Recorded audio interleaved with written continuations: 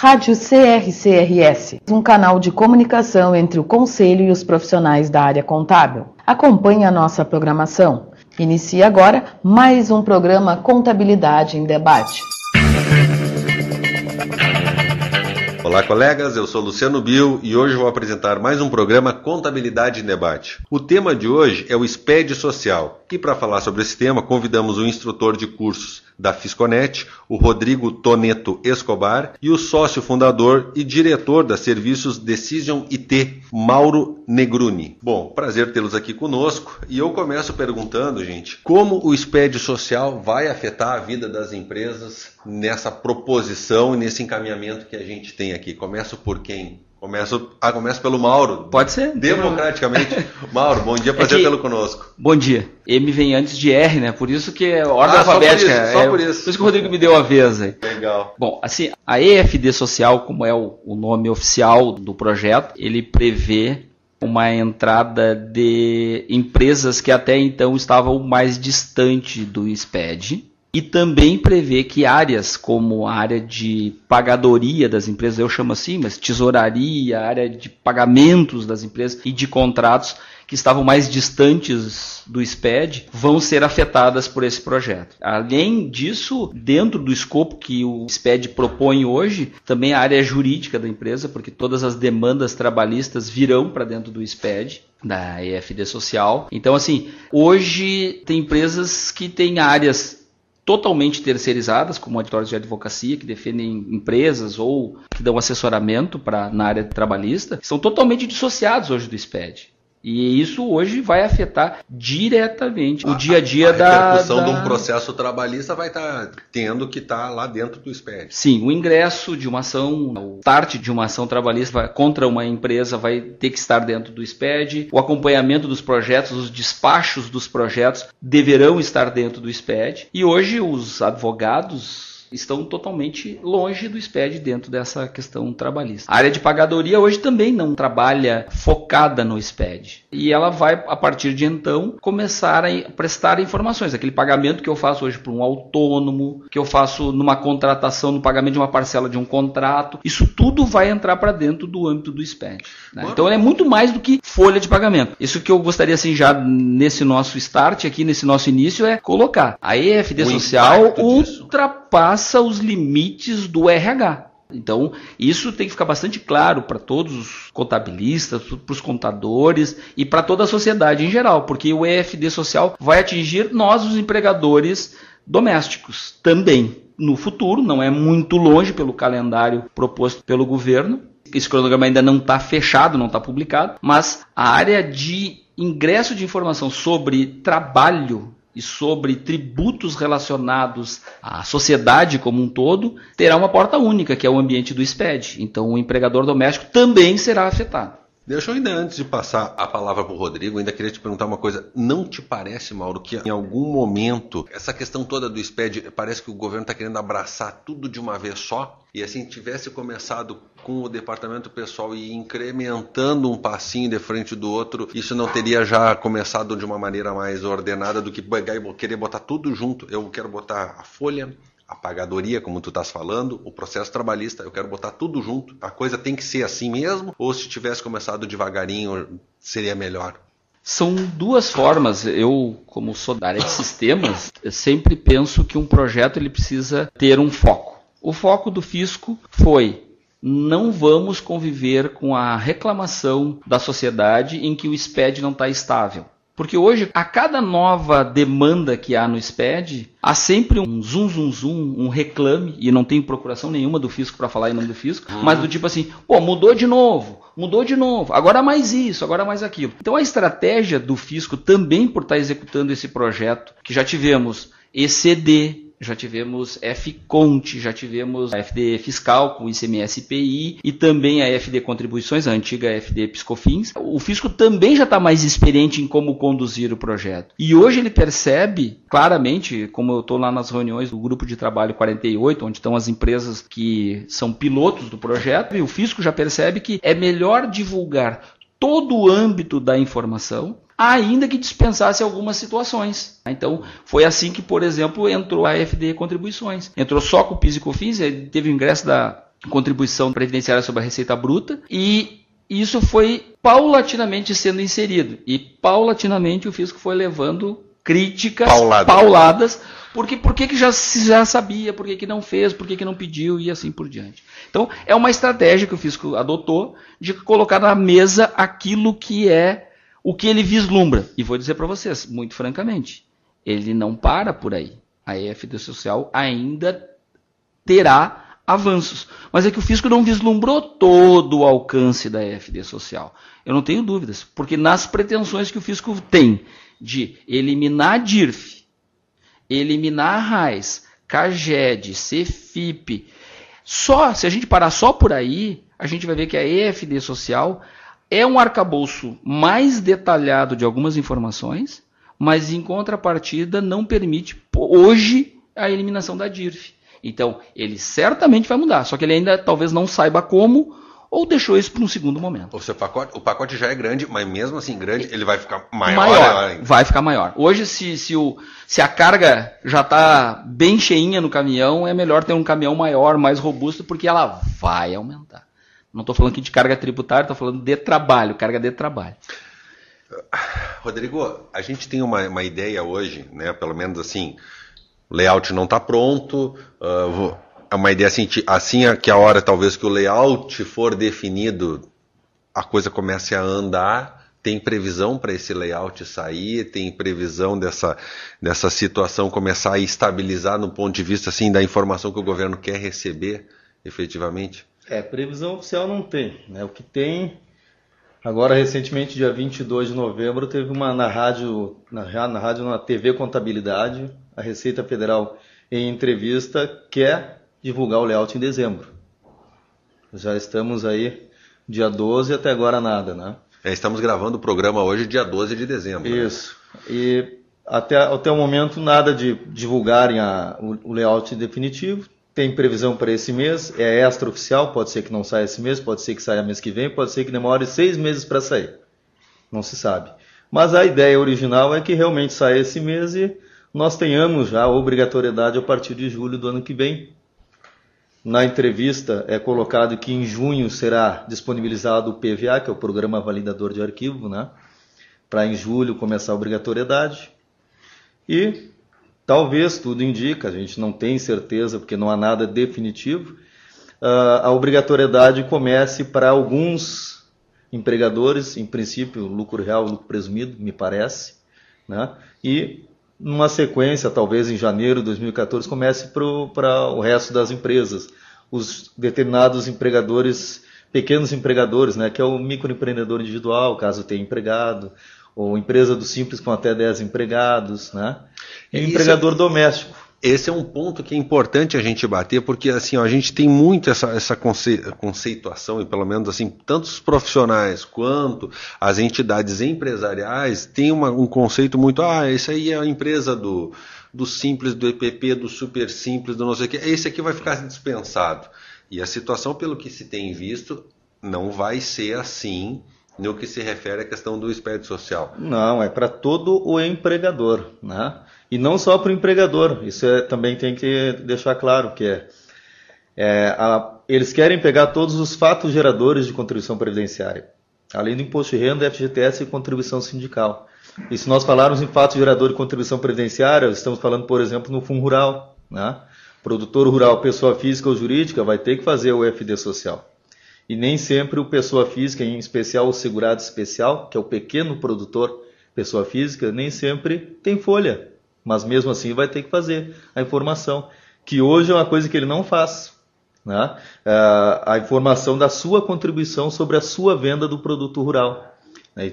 É uma situação que a fiscalização hoje está muito longe de realmente ter certeza do que está sendo recolhido com a realidade. O conceito de empregador, né, ele está atrelado muitas vezes ao agente que possa gerar emprego, e não necessariamente aquele que está gerando o emprego. Exato. Né? Então, assim, nós temos o empregador que está gerando emprego, que tem folha, e o empregador que não tem empregados. É um possível empregador.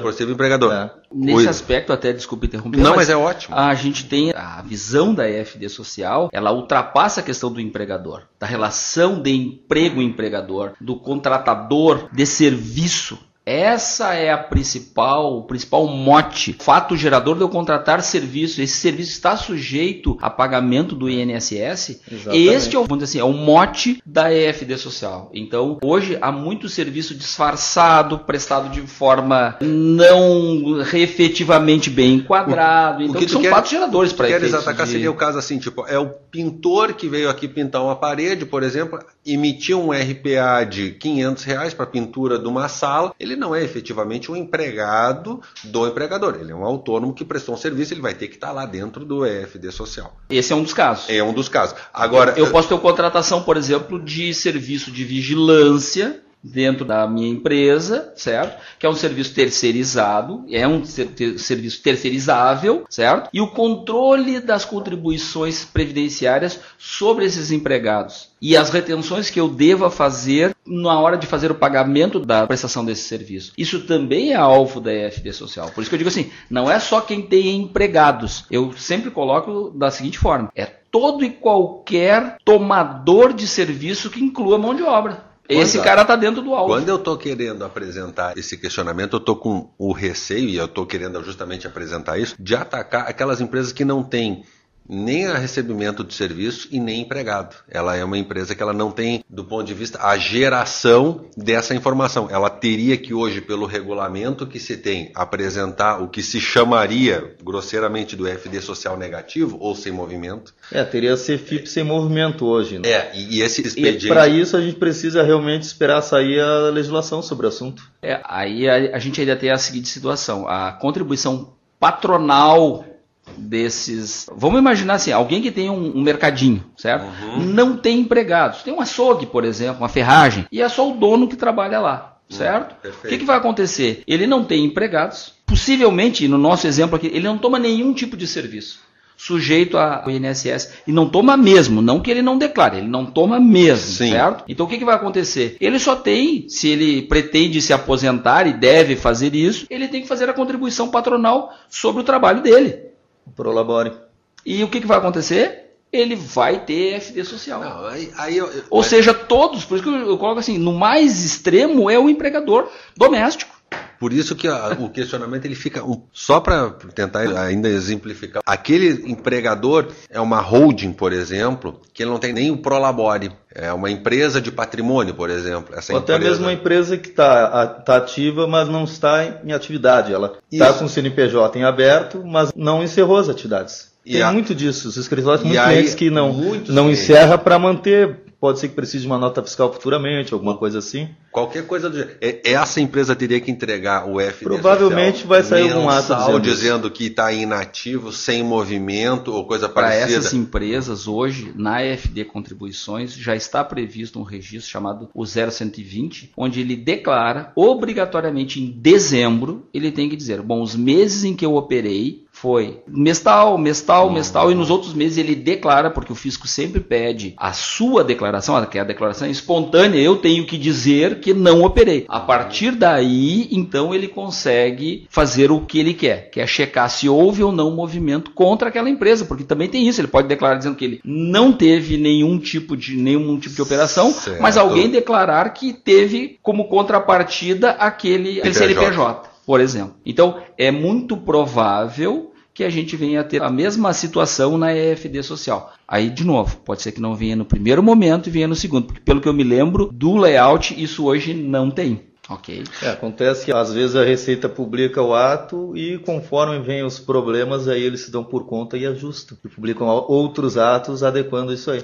Eu estou tentando, claro, é importante vocês, nosso ouvinte também sabe disso, que chegam muitos questionamentos dentro da casa. A questão do simples é um deles, a questão do sem movimento é outra. A questão, eu falava aqui antes com o Mauro, a questão do EFD tendo que pegar essas informações de 5 anos para trás. E a gente até debateu, e eu queria te perguntar então formalmente, porque existe assim um temor que agora eu vou ter que alimentar uma base de um sistema novo com informações de folha de pagamento de 5 anos atrás. Isso existe? Esse é um assunto que ele está na pauta hoje do governo? Já foi vencido esse item? Já foi vencido dentro, pelo menos A gente sempre tem o cuidado, quando a gente não tem um ato legal, de alertar isso, porque isso pode mudar. Mas hoje está pacificado dentro do grupo de trabalho da EFD Social, já está pacificado que vai vigorar sem retroatividade.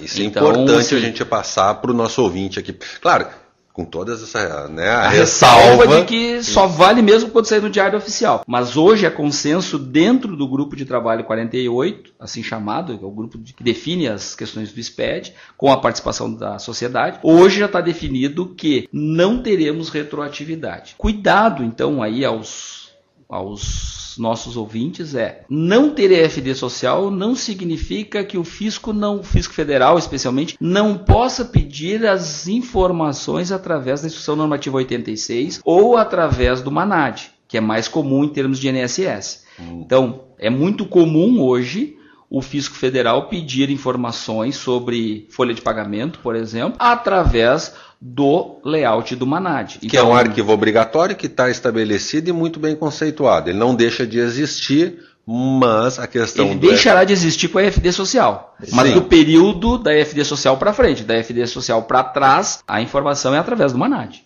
Então, eu estou desobrigado de entregar, é extemporâneo, é por demanda do fisco, no caso do MANAD, mas, de qualquer forma, a informação eu preciso ter, porque gerar o arquivo, em termos de sistema, é a coisa mais simples que tem. O problema não é esse, o problema é depois a gente chegar lá e dizer para o Rodrigo, agora me ajuda aqui porque eu não tenho o número do PIS, ou o número do PIS está duplicado dentro do meu cadastro, ou eu não tenho a data de admissão correta.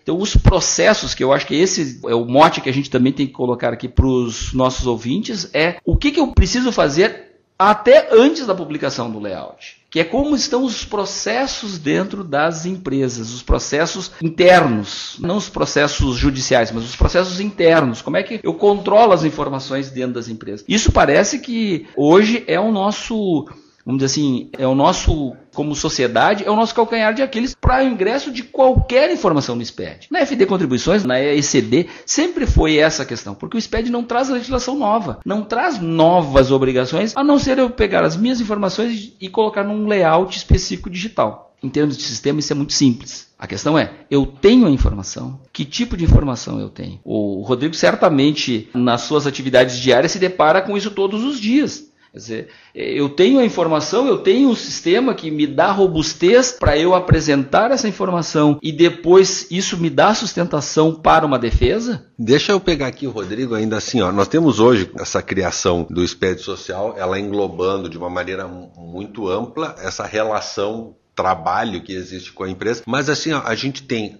assim como estava passando o Mauro, uma dificuldade muito grande de cadastro e do conceito da informação. Vamos pensar assim, deixa eu tentar te dar um exemplo. O pintor, que eu comecei falando aqui, ele tem muitas vezes 2, 3 registros ou 2, 3 inscrições junto à Previdência Social. E aí como é que a gente começa a trabalhar essa informação? Porque isso aqui vai ser, teoricamente, uma situação de divergência de cadastro. O problema vai continuar, porque o que acontece? Até a título de informação também extraoficial, não tem nada definido, mas a Receita Federal se manifestava, por exemplo, que a entrega da EFD se daria no dia 20 do arquivo. Porque nós temos arquivos que o envio será mensal e tem arquivos que o envio será tempestivo. Ou seja, no momento, ou eles darão um prazo para entrega, um prazo curto. Nós até vamos falar sobre isso mais adiante. Mas o que acontece? Diante desse contexto todo, a Caixa Econômica Federal ela não estava participando do projeto. A novidade é que ela finalmente aderiu ao projeto do FD e nessa entrevista do dia 22 de novembro, eles já estão falando em prazo do dia 7. Entrega dia 7 as informações da Folha, por exemplo, no EFD Social, ou seja, vai continuar o mesmo prazo. E qual é o problema da Caixa ter aderido? Ou não é um problema, mas a Caixa aderir, ela teria que fazer uma coisa que a Receita Federal quer muito, que é eliminar o PIS. A Receita Federal ela quer unificar todos os trabalhadores. Trabalhador não é só empregado, é contribuinte individual também, empresário, autônomos e a esses equiparados. Eles querem que todos fiquem identificados pelo CPF e não mais pelo NIS, NIT ou PIS. E futuramente certo número da carteira de trabalho também. Pois é. Quem sabe seja mais um projeto ainda. É verdade. Um dos fatores que está pesando em favor da Receita é que o nível de segurança e confiabilidade do CPF é muito maior. PIS, hoje a gente tem PIS em duplicidade ou triplicidade. É uma coisa absurda. Então, mas nessa entrevista mesmo eles falaram, se a Caixa não abrir mão do PIS, infelizmente, essa parte do projeto vai ter que esperar. Então nós vamos continuar com o mesmo problema. A pessoa emite uma carteira de trabalho nova, sai um PIS novo lá, sendo que a pessoa já tem um PIS, aí fica com PIS em duplicidade. Aí gera todo o problema que a gente cadastrar ele num PIS que a Caixa não reconhece, depois dá problema para o empregado sacar o FGTS dele. Esse tipo de problema, hoje eu não vejo saída, vai continuar tendo.